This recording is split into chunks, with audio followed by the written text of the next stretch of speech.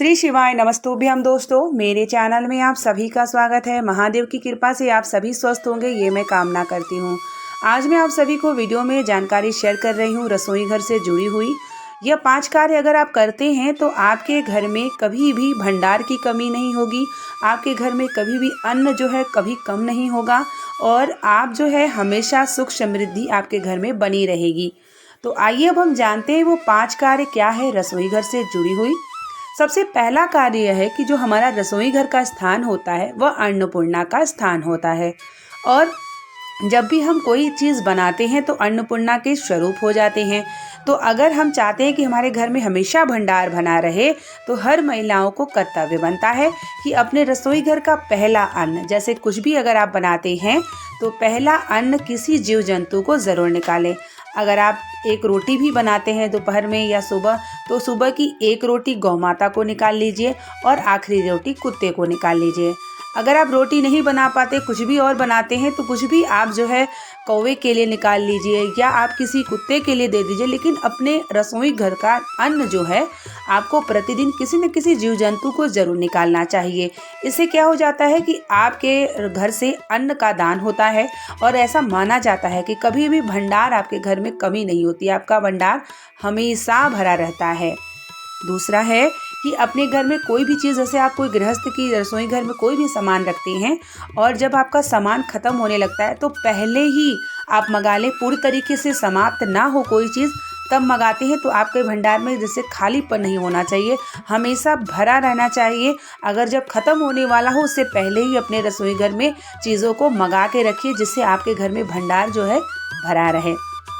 तीसरा है कि आप जो है जब भी भोजन बनाने जाती हैं तो यह कोशिश किया करिए कि बिना जूते चप्पल का भोजन बनाएं। बिना जूते चप्पल का भोजन जब आप बनाते हैं तो वह जो है मानसिक तनाव और शारीरिक रोग नहीं उत्पन्न करता है। तो आप जो है बिना चप्पल का भोजन बनाएंगे तो श्रेष्ठ भी होता है। चौथा है कि जब भी हम भोजन बनाने जाते हैं सुबह रसोई घर में तो हमें स्नान करके ही बनाना चाहिए, क्योंकि आप अन्नपूर्णा की स्वरूप हो जाती हैं। और जब आप भोजन बनाती हैं तो आप शुद्ध होकर जब भोजन बनाएंगी तो जिस भोजन को सब ग्रहण करेंगे तो जरूर आपके घर में सभी लोग स्वस्थ भी रहेंगे। चौथा है कि जब भी आपके घर में कोई अगर आता है तो आप उसे मीठा और पानी ज़रूर दिया करिए। मीठा पानी देने से आपके घर में बरकत होती है, माता लक्ष्मी की कृपा होती है, क्योंकि जो मीठा भोग होता है वह माता लक्ष्मी का प्रिय होता है। और जब कोई आता है तो वह अतिथि देवो भव हो जाता है। तो आपके घर में जब भी कोई आए तो आप उसे मीठा पानी ज़रूर दिया करिए, जिससे आपके घर में सुख समृद्धि बनी रहे।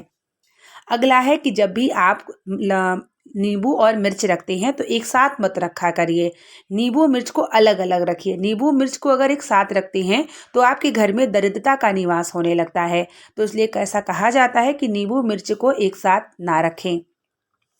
जब भी आप भोजन बनाती हैं तो भोजन बनाते समय भगवान का ध्यान स्मरण जरूर रखा करिए। भोजन तभी बनाइए जब आप प्रसन्न चित्त से रहें।